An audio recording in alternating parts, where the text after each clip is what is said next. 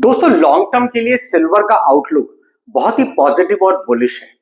पर सिल्वर में इन्वेस्ट करने के लिए कौन सा इंस्ट्रूमेंट चूज किया जाए? पहला इंस्ट्रूमेंट है फिजिकल सिल्वर।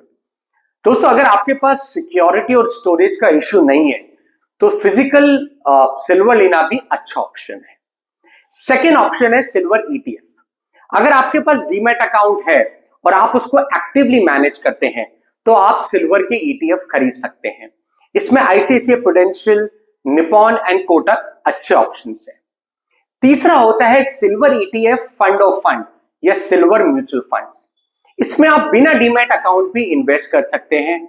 जैसे जनरली आप म्यूचुअल फंड में इन्वेस्ट करते हैं वैसे ही इन सिल्वर म्यूचुअल फंड्स में या silver ETF fund of fund में इन्वेस्ट कर सकते हैं जो आपको सिल्वर का ही रिटर्न बना के देते हैं।